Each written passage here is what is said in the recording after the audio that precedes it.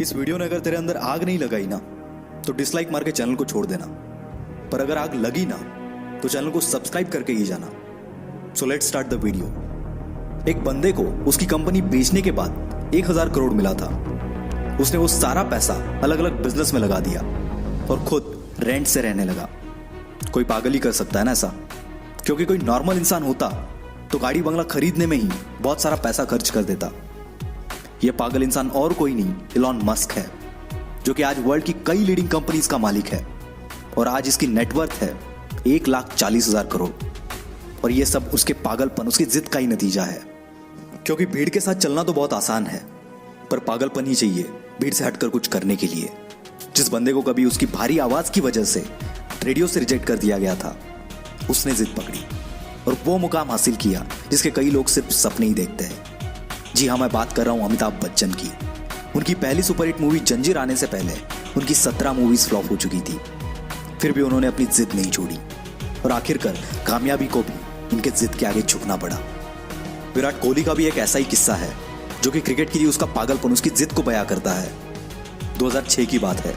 विराट कर्नाटका में रणजी खेल रहा था और पहले दिन 40 रन बनाकर वो नॉट आउट रहा। शाम को उनके घर से खबर आई कि उसके पापा की डेथ हो गई है। सबने एक्सपेक्ट किया कि विराट तुरंत घर के लिए निकलेगा। कोच ने तो यहां तक डिसाइड कर लिया था कि उसकी जगह पर और कौन खेलेगा, पर दूसरे दिन विराट बल्ला लेके स्पीच पे खड़ा था और इस हालात में उसने सेंचुरी लगाई और अपनी टीम को जिताकर ही वो अंतिम संस्कार के लिए निकल गया। इसे पागलपन नहीं तो और क्या कहेंगे। लाखों में किसी एक के पास ही ऐसी जिद, ऐसा पागलपन होता है और वही कुछ हटके कर जाता है। दिन का 15-15 घंटा काम करने के लिए सिर्फ एनर्जी नहीं, बल्कि उस काम को करने के लिए वो जिद, वो पागलपन होना चाहिए। क्योंकि ऐसे जिद्दी, ऐसे पागल लोग परसेंटेज में नहीं, नंबर्स में होते हैं। ऐसी एक जिद और पागलपन से भरी हुई कहानी है दशरथ मांझी की, जो कि अपनी पत्नी को टाइम पर हॉस्पिटल ना पहुंचा पाए, क्योंकि इनके गांव से हॉस्पिटल के पीछे एक बहुत बड़ा पहाड़ था और उसी वजह से उनकी पत्नी का देहांत हो गया। बंदे को गुस्सा आ गया और इसी गुस्से को उसने अपनी जिद में बदल दिया और इस बंदे ने केवल छेनी हथौड़े से 22 साल में 55 किलोमीटर का पहाड़ तोड़ दिया। यह पागलपन नहीं तो क्या है।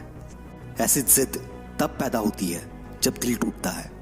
कुछ लोग तो इसमें बिखर जाते हैं, पर जो इस दर्द को, इस गुस्से को जिद में बदल देता है, उस बंदे को रोकना नामुमकिन है। वो पागलपन ही है जब लोग ट्रिप्स प्लान कर रहे होते हैं और कोई बंदा अपना एम्पायर खड़ा करने के लिए प्लान्स बना रहा होता है। जब सब नौकरी ढूंढने के चक्कर में होते हैं, तब कोई पागल नौकरी देने की सोचता है और ऐसे ही पागल आगे जाके बिल गेट्स, स्टीव जॉब्स बनते हैं। ये पागल सक्सेस के लिए हमेशा भूखे होते हैं, ये कभी सेटिस्फाई नहीं होते। यही पागलपन, यही जिद, ये ना तो इन्हें सोने देती है और ना ही रुकने देती है। एक जिद्दी इंसान कभी भी शांत नहीं बैठेगा, 1000 बार फेल होगा वो, पर उसकी जिद, उसका पागलपन उसे और एक बार ट्राई करने पर मजबूर करेगा। और ये तब तक मजबूर करेगा जब तक सफलता इसके सामने घुटने ना टेक दे। और यही पागल इंसान, यही जिद्दी इंसान इतिहास बना देता है। यकीन नहीं आता तो हिस्ट्री उठाकर देख लो। भला कौन बंदा 1000 बार फेल होने के बाद भी कोशिश करना नहीं छोड़ता? कोई पागल ही ना। और उसी कारण ये पागल जिद्दी इंसान दुनिया को रोशन कर देता है। जी हाँ, मैं बात कर रहा हूं थॉमस अल्वा एडिसन की। 65 साल का एक बंदा जिसे ऑलरेडी 1000 बार रिजेक्ट कर दिया गया था, फिर भी उसने अपनी जिद नहीं छोड़ी और KFC जैसी होटल्स की चेन खड़ी कर दी। जिस बंदे को अंग्रेजों ने उनके होटल में नहीं आने दिया, उस बंदे ने जिद पकड़ी और दुनिया का सबसे बड़ा होटल ताज बना दिया।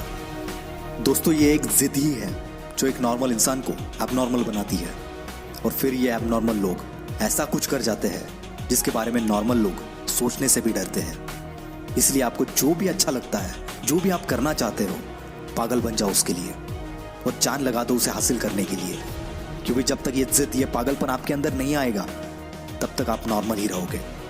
और अगर नॉर्मल रह के ही मरना है तो ऐसे ही जियो, पर एबनॉर्मल बनना है तो जिद्दी और पागल बनना पड़ेगा। वीडियो अच्छा लगा तो ही लाइक करना, शेयर करना और हमसे जुड़ने के लिए नीचे वाले लाल बटन को दबाकर चैनल को सब्सक्राइब जरूर करना। This is will power star signing off for the day.